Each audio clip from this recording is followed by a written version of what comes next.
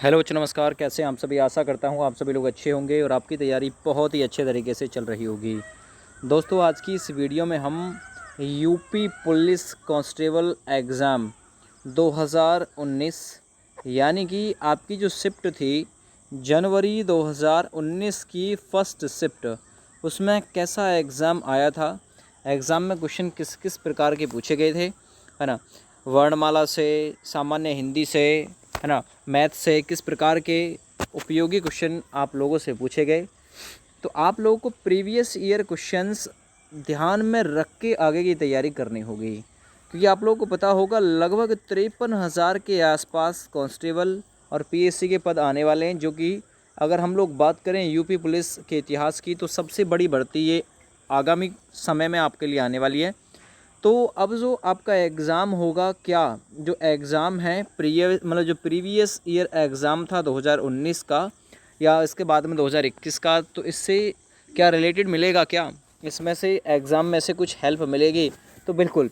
देखिए, अगर एग्ज़ाम का पैटर्न चेंज नहीं हुआ तो इसी प्रकार का एग्ज़ाम आप लोगों को मिलने की पूरी पूरी उम्मीद रहेगी। बशर्ते आप लोगों को ये भी देखना है कि उत्तर प्रदेश पुलिस ने प्रीवियस ईयर में किस प्रकार के क्वेश्चन पूछे, उन्हीं क्वेश्चनों के आधार पे आप लोगों को अपनी तैयारी को अंजाम देना है।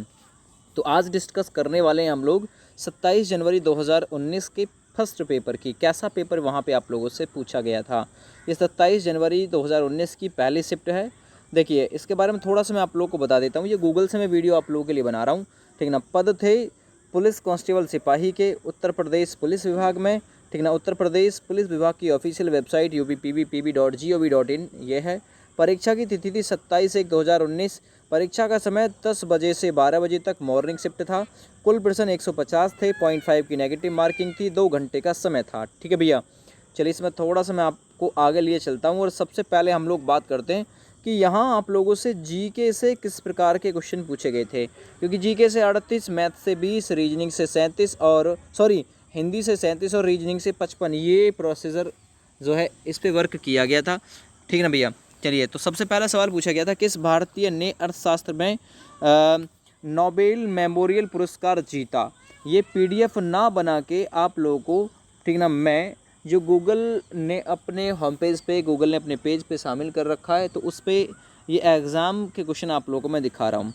तो यहाँ इस सवाल का सही आंसर था बी ऑप्शन, अमर्त्य सेन। ठीक ना भैया। तो किस भारतीय ने अर्थशास्त्र में नोबेल मेमोरियल पुरस्कार जीता था? अमर्त्य सेन ने जीता था। बी विकल्प इसका सही आंसर था। दूसरा क्वेश्चन पूछा गया, भारतीय मुक्केबाज MC मैरी कॉम द्वारा लिखित आत्मकथा का शीर्षक क्या है। ये क्वेश्चन पूछा गया। तो इस सवाल का राइट आंसर आपका था अनब्रेकेबल। ठीक है ना, अनब्रेकेबल यानी जिसे तोड़ा ना जा सके। इस प्रकार से आप लोग का ये क्वेश्चन पूछा गया था। कहने का मतलब एक आत्मकथा से क्वेश्चन पूछा गया था, यानी मतलब ये पुस्तकों में आ जाएगा आत्मकथा, है ना। देखिए, 65वीं यानी एक फिल्म पुरस्कार से क्वेश्चन पूछा गया। 65वीं राष्ट्रीय फिल्म पुरस्कारों में किस फिल्म ने सर्वश्रेष्ठ लोकप्रिय फिल्म पुरस्कार जीता था। तो ये क्वेश्चन भी जीता। इसका राइट आंसर था बाहुबली 2 द कंक्लूजन। ठीक ना भैया, ये क्वेश्चन पूछा गया। आगे देखिए, अर्थशास्त्र विज्ञान के लिए वर्ष 2018 का नोबेल पुरस्कार, ये पुरस्कार से कई सारे क्वेश्चन पूछे गए थे। ठीक ना भैया। तो इसमें आंसर था संयुक्त राज्य अमेरिका। 5वां नंबर क्वेश्चन पूछा गया, निजी और संवेदनशील जानकारी जैसे कि क्रेडिट कार्ड नंबर, व्यक्तिगत पहचान और खाता उपयोगकर्ता नाम और पासवर्ड प्राप्त करने वाला धोखाधड़ी वाला कार्य किस में आएगा। तो ये आपका आएगा फिशिंग में। ये क्वेश्चन भी आप लोगों से पूछा गया था। अगला देखिए, ये कंप्यूटर से था क्वेश्चन। चित्रकूट जलप्रपात, एक जलप्रपात आया। चित्रकूट जलप्रपात भारत के किस राज्य में है।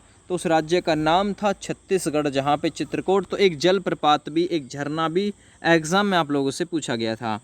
आगे देखिए, राजधानी और मुद्रा, इस पे जोर रहता है। एक राजधानी और एक मुद्रा आप लोगों को जरूर देखने के लिए मिलेगी। तो वेनेजुला की राजधानी आप लोगों से पूछा गया था। सही आंसर था वेनेजुला की राजधानी कराकस है।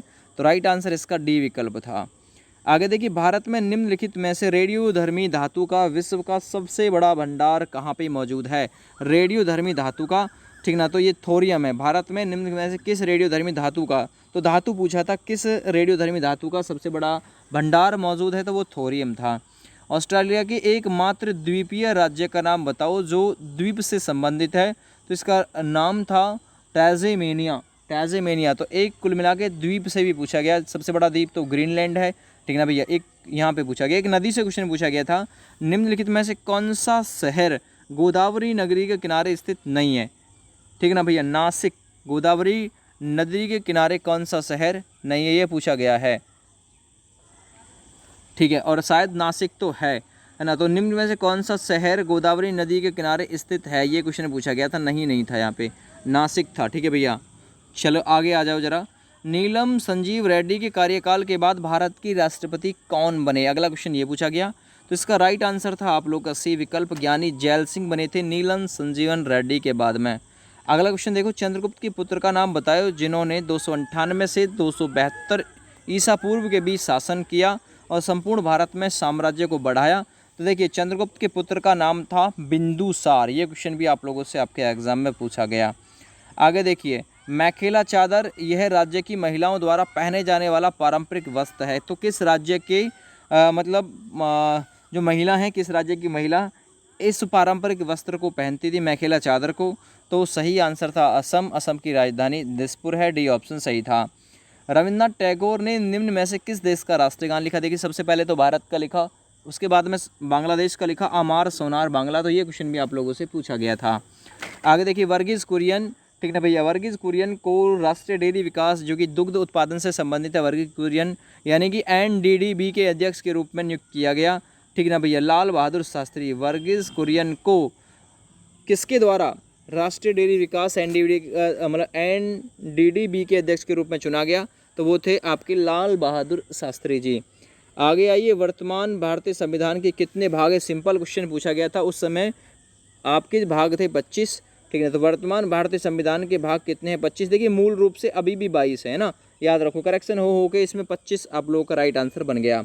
आगे देखिए, मुगल सम्राट जहांगीर ने कहाँ पे शालीमार बाग का निर्माण कराया? तो जम्मू कश्मीर में मुगल सम्राट जहांगीर ने। ये क्वेश्चन आप लोगों से एग्जाम में पूछा गया साल 2019 वाले एग्जाम में। चलिए, वार्षिक भारतीय शास्त्रीय संगीत समारोह सवाई गवर्ध भीमसेन महोत्सव में आयोजित किया जाता है कहाँ पे? तो ये पुणे महाराष्ट्र में आयोजित किया जाता है। वार्षिक भारतीय संगीत समारोह कौन सा है? यह है सवाई गंधर्व भीमसेन महोत्सव। आगे आ जाइए, निम्न में से कौन सा बैंक भारत का सबसे पुराना सार्वजनिक क्षेत्र का बैंक है? तो क्वेश्चन पूछा गया, इलाहाबाद बैंक इस सवाल का राइट आंसर था। सवाल नंबर 20 में पूछा गया, वैदिक सभ्यता किस नदी के किनारे? तो सही आंसर है डी ऑप्शन, सरस्वती नदी के किनारे। ये क्वेश्चन एग्जाम में पूछा गया। ठीक ना भैया, तो पहले पार्ट में आप लोगों से यहाँ ये क्वेश्चन पूछे गए, आगे इसी में कंटिन्यू रखते हैं। जुलाई 1944 में संयुक्त राष्ट्र ब्रिटेन वुड्स सम्मेलन में किस अंतर्राष्ट्रीय संगठन की कल्पना की गई थी? तो वो था अंतर्राष्ट्रीय मुद्रा कोष यानी IMF। ठीक ना भैया, चलो ये क्वेश्चन पूछा गया। आगे देखिए, भारत की पहली इंजन विरहित स्पीड ट्रेन 18, ठीक ना, कहाँ से कहाँ यानी कि कहाँ पर विकसित की गई?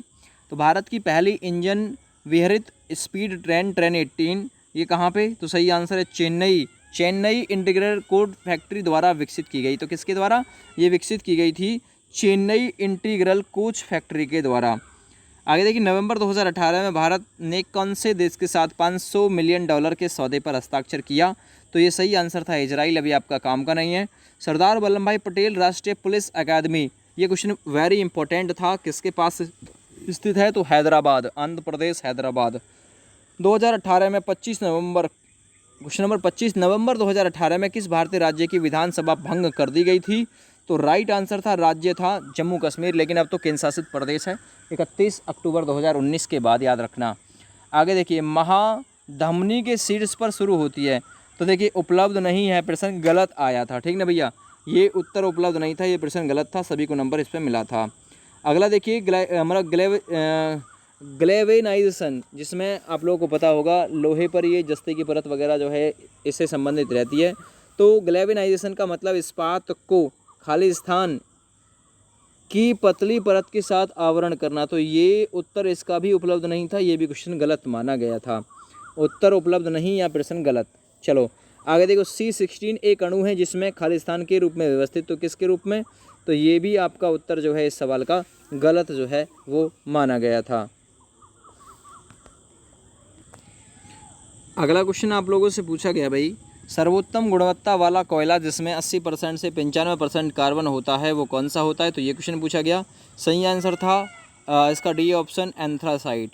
अगला क्वेश्चन, को छोड़कर, किसको छोड़कर निम्न में से सभी सघन बहुलक हैं? तो इसका भी उत्तर जो है उपलब्ध नहीं, आप लोग इसे चेक कर लीजिएगा, गूगल से सर्च कर लो, ठीक ना। भारतीय प्रौद्योगिकी संस्थान खालिस्तान कानपुर ने खालिस्तान में एक कार्यालय बनाया, कहाँ पे बनाया था? तो सही आंसर है न्यूयॉर्क में बनाया था। ये क्वेश्चन भी इंपॉर्टेंट था। उत्तर प्रदेश पुलिस भर्ती एवं प्रोन्नति बोर्ड द्वारा कांस्टेबल सिविल पुलिस की नियुक्ति में शारीरिक दक्षता परीक्षा में पुरुष अभ्यर्थियों को दौड़ने की जरूरत होती है, तो 25 मिनट में 4.8 किलोमीटर, ए ऑप्शन सही है। यानी 25 मिनट में 4800 मीटर की दौड़ कंप्लीट करनी होती है, तो ये क्वेश्चन भी था। 22 जुलाई 2014 को उत्तर प्रदेश के राज्यपाल के रूप में किसने शपथ ली थी? तो राम नाईक ने ली थी। अब तो चेंज है उत्तर प्रदेश के राज्यपाल, ठीक है। अब कौन है मुझे कमेंट करके बता दो। उत्तर प्रदेश के किस जिले को पीतल नगरी के नाम से जाना जाता है? तो राइट आंसर था मुरादाबाद। ये क्वेश्चन भी आया था। 1658 में बहादुर शाह के युद्ध में शाहजहां के दूसरे बेटे सूजा को शाहजहां के पोते ने हराया, तो किसने हराया था? सही आंसर है सुलेमान सिकोहा ने हराया था, सुलेमान सिकोह ने हराया था। फिरोजाबाद में 200 वर्षों से भी अधिक समय से किसका उत्पादन किया जा रहा है? तो फिरोजाबाद किसके लिए मशहूर है? कांच की चूड़ियों के लिए या फिर चूड़ियों के लिए प्रसिद्ध है। कौन सा कथक घराना उस नृत्य शैली के आध्यात्मिक पहलुओं पर अधिक ध्यान देता है? तो कौन सा देता है? तो सही आंसर है इसका उत्तर जो है उपलब्ध नहीं है, आप लोग चेक करिएगा। हिंदू पौराणिक कथाओं के अनुसार महाकाव्य रामायण में भगवान श्री राम अयोध्या के शासक थे, जो कि राजधानी थी कौशल देश की, याद रखो। अगला मैथ से क्वेश्चन पूछा गया, 11 से विभाजित होने वाली सबसे छोटी 4 अंक वाली संख्या के अंकों के योग और 13 से विभाजित होने वाली सबसे छोटी 4 अंकों की संख्या के अंकों का योग का गुणनफल ज्ञात करो। ये सिंपल क्वेश्चन था, ये पूछा गया। दूसरा, 13 से विभाजित होने वाली सबसे छोटी 3 अंक संख्या को 16 से विभाजित किया गया तो शेषफल क्या आएगा? ये क्वेश्चन पूछा गया, सिंपल था ये भी।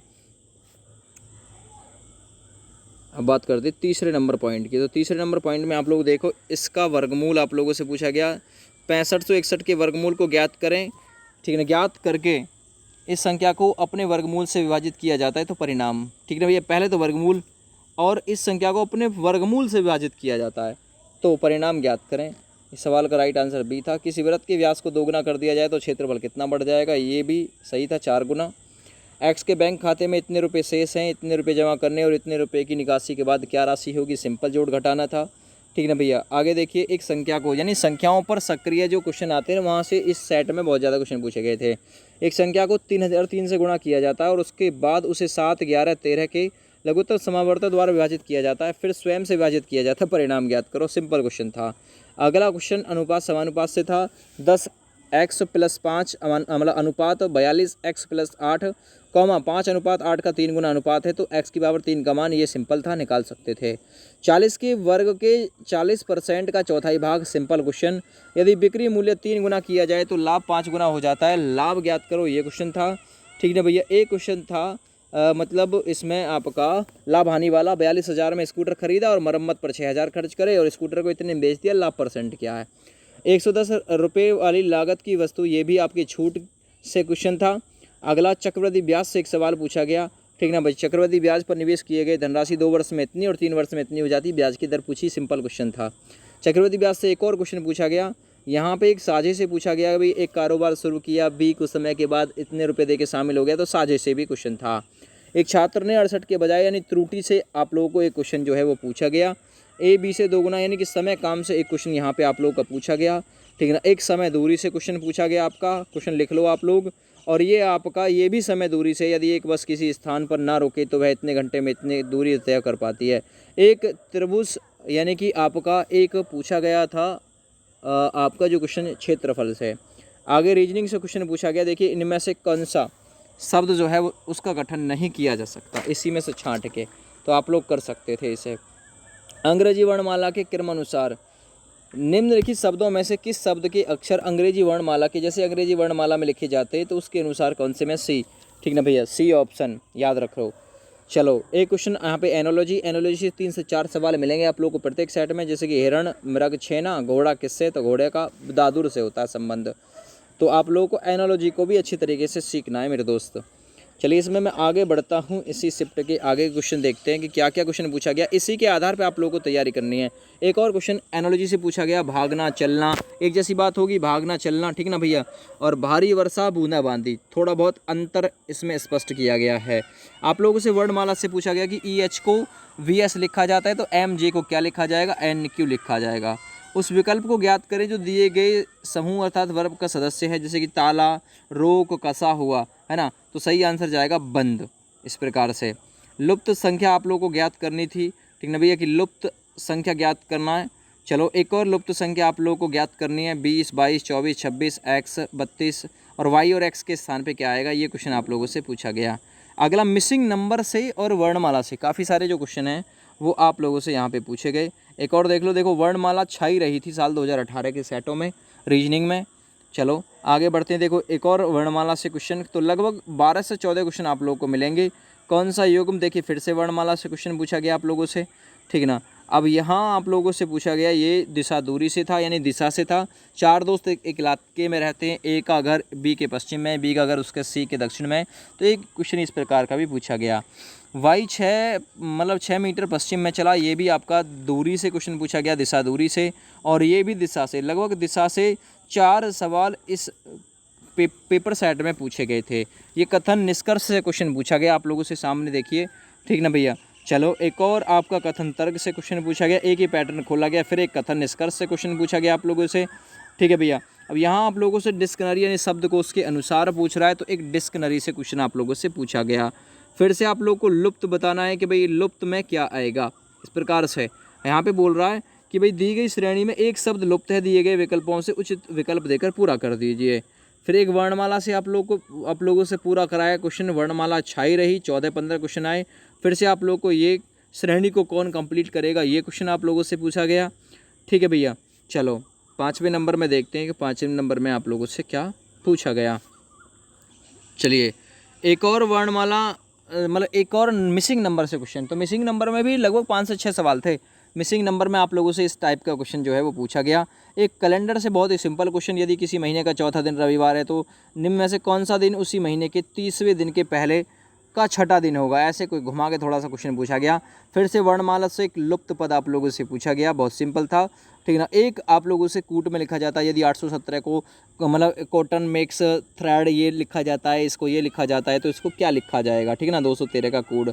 और एक क्वेश्चन ऐसे पूछा गया था, किसी विशेष कूट में मतलब स्लॉब को ये लिखा जाता है, फेट को ये लिखा जाता है, लॉफ्ट को क्या लिखा जाएगा। सिंपल से क्वेश्चन ये वर्णमाला से आप लोगों से पूछे गए। एक आप लोगों का जो सिम्बलिक यानी कि आप लोगों का जो एक समीकरण हल करने का क्वेश्चन आता है, तो ये क्वेश्चन प्रत्येक सेट में था, ये भी क्वेश्चन आप लोगों से पूछा गया। देखिए हॉलीडे को इतना लिखा जाता है, सम को इतना कूटबद्ध किया जाता है, तो सम को क्या कूटबद्ध किया जाएगा, ये क्वेश्चन आप लोगों से वर्णमाला से पूछा गया। रिलेशन से ऐसा ही क्वेश्चन आप लोगों से पूछा गया, यदि A@B का अर्थ ये है, फलाना AB का बेटा है, B@A का अर्थ है फलाना ये, तो ये भी रिलेशन का क्वेश्चन पूछा गया। 2 क्वेश्चन पूछे गए थे, ये सारे मैंने आप लोगों को आपके प्रैक्टिस सेट के अनुसार कवर करा दिए हैं। के ने एल से कहा कि तुम मेरे पति के दामाद के बेटे, यानी कि ये भी रिलेशन से, तो 3 क्वेश्चन इसमें रिलेशन से छाए रहे। वेन डायग्राम से एक सवाल ऐसा आया था और एक मतलब जो आपका नंबर दे के जो पूछा जाता है इस टाइप से, एक तो आपको सिंबल यानी कि आकृति दे के पूछा गया। दूसरा क्वेश्चन आप लोगों से वेन आरेख से पूछा गया कि कौन सा त्रिकोण, पष्टकोण और ज्यामिति इनसे संबंध जो है दर्शाता है, तो आप लोग रट लीजिएगा, सी ऑप्शन था, ठीक है भैया। चलो एक कंपनी के कुछ ग्राफ्स आप लोगों को दिखाए गए, कंपनी के ग्राफ दिखा के आप लोगों से 2 से 3 सवाल यहाँ आप लोगों से पूछे गए थे, ठीक है ना। 3 सवाल पूछे गए थे कंपनी से। और आप लोग देखिए कौन सा शब्द अलग है, तो अलग वाले जो भिन्नार्थक थे लगभग 4 से 5 सवाल पूछे गए।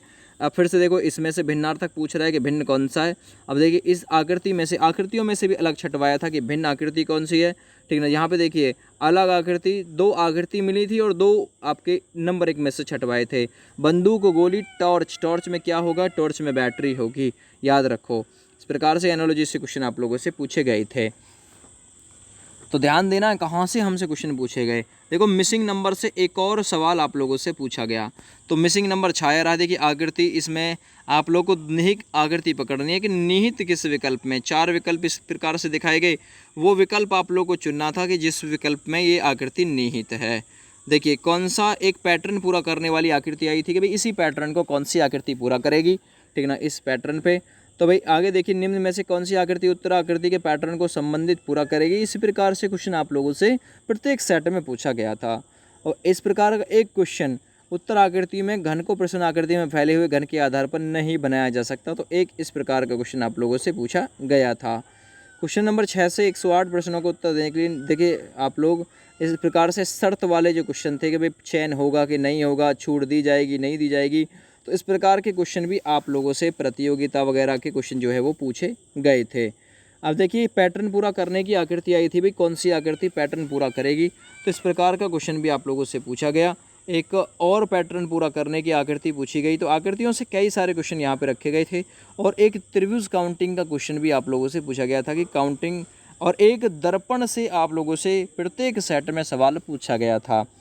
ठीक ना। चलो अब देखिए प्रश्न आकृति में नीचे दिखाए गए पेपर के टुकड़े यानी कटिंग फोल्डिंग से क्वेश्चन प्रत्येक सेट में मिलेगा। और ये यहाँ पर बोतल में दूध बचा है, हिंदी से आप लोगों को शुरुआत। तो इसमें आप लोगों से पूछा गया कारक बोतल में दूध बचा है। तो मैं कारक विभक्ति किस में आती है? अधिकरण कारक की होती है मैं। निम्न में से 4 विकल्पों में से क्रिया का सही, यानी कि स्कूल बस 5 मिनट में। अब देखिए स्कूल भविष्यकाल की क्रिया बतानी में आएगी। चलिए बहुत सिंपल था। निम्नलिखित प्रश्नों में वाक्य की संरचना के आधार पर उसके भेद बताओ। ठीक ना। रवि दीवार रंगने लगा, तो कैसी क्रिया है? रवि दीवार रंगने लगा पूर्व की, रवि दीवार रंगने लगा है तो पूर्वकालिक क्रिया का उदाहरण हो जाएगा। निम्नलिखित प्रश्न में 4 विकल्पों में से उस विकल्प का चयन करो जो हंस का, तो हंस का स्त्रीलिंग रूप ए विकल्प हंसिनी होता है। स्त्रीलिंग से क्वेश्चन पूछा गया। चलिए कुम्हार का स्त्रीलिंग या पुल्लिंग रूप क्या होता है? ठीक है, सही ये कह रहा है कि भाई कुम्हार का सही स्त्रीलिंग वाला रूप कौन सा है? तो वह कुम्हारिन, यानी कि बी विकल्प सही है। नीचे दिए गए शब्द एक बहुवचन से क्वेश्चन पूछा गया, यानी कि चुटिया का चुटियाँ हो जाएगा, याद रखो। ठीक ना। चलो एक पूछा गया था कृपण का सही विलोम शब्द क्या है? तो कै ऋषि पैण, देख लेना कृपण का, ये पूछा गया था एक। आगे इसी में बात करते हैं और कौन कौन से क्वेश्चन आप लोगों से पूछे गए थे दोस्त।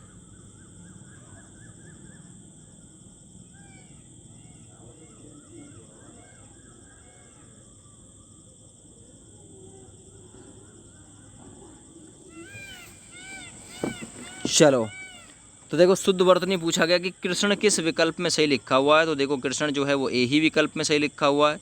ठीक ना। आप लोग कहेंगे जी बी विकल्प भी ऐसा ही लिखा हुआ, तो बी और ए दोनों ही एक जैसे लिखे हुए हैं इसमें। आगे देखो इसमें आप लोगों से पूछा गया कि भाई कौन सा जो विकल्प है विशेषण यानी विशेषता, तो देखिए यहाँ पे विशेषता बताएगा ऊंचे ऊंचे या फिर बहुत। ठीक ना। तो आप लोगों से पूछा है विशेषण शब्द की विशेषता यानी प्रविशेषण कौन सा है? तो बहुत। सर्वनाम का शाब्दिक अर्थ होता है, देखिए सबका नाम, सिंपल क्वेश्चन। कौन सी रचना गजानन माधव मुक्ति बोध की है? तो मैंने लिखाया है अंधा युग। ठीक ना। अंधा युग जो है उनके द्वारा रचित नहीं है, अंधा युग धर्मवीर भारती की है। चांद का मुंह टेढ़ा भारी मतलब भूरी भूरी खाक धूल, ये रचना मुक्ति बोध की है। नई साहित्य का सौंदर्य, ये भी गजानन मुक्ति बोध की है। पृथ्वीराज रासो पूछी गई, चंद्र बरदाई, सिंपल क्वेश्चन। निम्नलिखित प्रश्न में 4 विकल्पों में से उस सही विकल्प का चयन करो जो बताता है कि सत्यार्थ प्रकाश दयानंद सरस्वती, ए ऑप्शन। हिंदी साहित्य अकादमी की ओर से हर वर्ष सलाह का सम्मान किस क्षेत्र में दिया जाता है? तो हिंदी को नई दिशा प्रदान करने के लिए। गद्यांश से क्वेश्चन पूछे गए, तो गद्यांश आप लोग खुद करेंगे भाई। ठीक ना। गद्यांश आप लोग खुद करेंगे। चलिए रघुपति राघव राजा नाम अलंकार पूछा गया, सिंपल अनुप्रास अलंकार, ए ही ऑप्शन, पहला ही एग्जाम्पल मैंने कराया। निम्नलिखित प्रश्नों में 4 विकल्पों में से उस विकल्प का चयन करो जो अव्यय। ठीक ना। सीता के आगे रमा खड़ी है, ये कौन सा है? के आगे खड़ी है तो संबंध बोधक है, काकी के रारी रे संबंध में जाते हैं। निम्नलिखित प्रश्नों में 4 विकल्पों से उस विकल्प का चयन करो जो अशुद्ध वाक्य के रूप में शुद्ध का सबसे अच्छा है। घूमना सुबह अच्छा है, तो देखिए घूमना सुबह अच्छा है या फिर सुबह घूमना अच्छा है? तो डी विकल्प सही है। तो देखिए ये पूछना चाह रहा मतलब जो बताता है कि दिए गए छंद के प्रत्येक चरण में जो मात्राएं होती हैं वो कितनी होती हैं? तो पढ़ लीजिए कितनी होती हैं।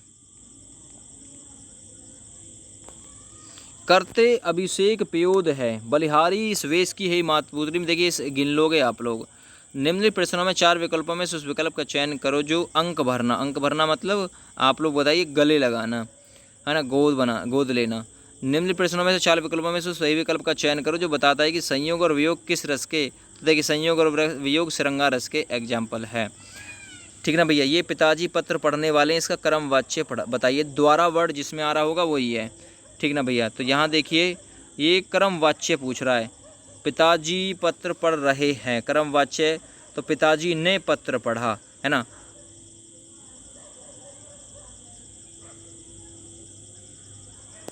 आगे देखो योजक चिन्ह का सही उदाहरण कौन सा है। तो योजक चिन्ह साफ साफ आप लोगों को दिख रहा है, शिवजी और शिवेश भाई बहन हैं। भाई और बहन विपरीतार्थक बात मिलेंगी।